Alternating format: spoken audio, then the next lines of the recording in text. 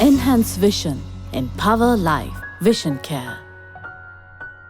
At the Pakistan-Sri Lanka Trade and Investment Conference 2021 today, Pakistan's Foreign Minister Makhdoom Shah Mahmood Qureshi says that the foundation for Pakistan's increased economic performance is its government's shift from geopolitics to geoeconomics. A year ago, we held a similar conference in collaboration with the Ministry of Commerce in Nairobi, in line with our Engage Africa policy, and it led to 7% growth in our bilateral trade in 1 year. So the potential, as the advisor of commerce was saying, is there. The FTA is there. We have to look at how to improve upon it, how to include new sectors into it to draw maximum benefit from it.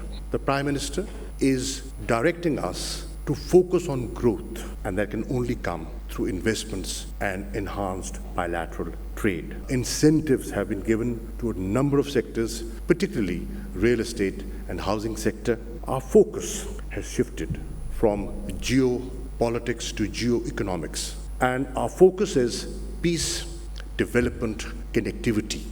Meanwhile, State Minister of Money, Capital Market and State Enterprise Reforms, Ajit Nimad Cabral, called on the two countries to aim for an annual trade target in the billions of US dollars instead of the current $300 to $400 million US dollars. But we have not done so well in our cooperation with regard to trade and investment. As your foreign minister just mentioned, the targets that we have set for ourselves seem to be quite low in my view. We shouldn't be looking at $300, $400 million of trade and investment. We should be looking at a lot more. We should be talking about trade and investment in the billions. We all have understood that there is a resource gap within our countries, and that resource gap has to be filled with investment. We have been for a long time investing in the Western countries, investing in A-rated countries, and we get 1% return. But when we go to borrow, we pay 7% return. At the outset itself, we have an interest differential of around 6%, which we carry right throughout. So I think we need to now think differently as to how we can cooperate with each other.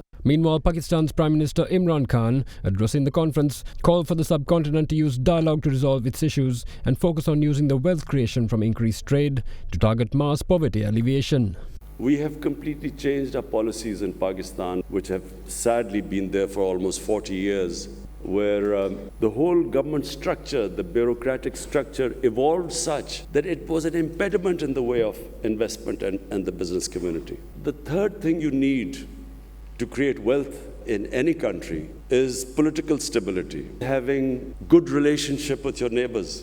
Immediately when I came into power, I explained to Prime Minister Modi that the way forward for the subcontinent is for us to resolve our differences through dialogue. I didn't succeed, but I'm optimistic that eventually sense will prevail that the only way we in the subcontinent can get people out of poverty is have trading relationship. We have a relationship that has huge potential for both the country. From Pakistan point of view, I think the most we can learn from Sri Lanka is in tourism, because you have a much more advanced tourism industry compared to us. Finally, I would like to ask the business community in Sri Lanka to participate in our CPEC project. CPEC is an initiative of the BRI, the Chinese Belt and Road Initiative. And it opens the opportunity of Sri Lankan businesses right up to Central Asia. It gives you an opportunity of connecting from Gwadar, which is the port, right up to Uzbekistan and the Central Asian states.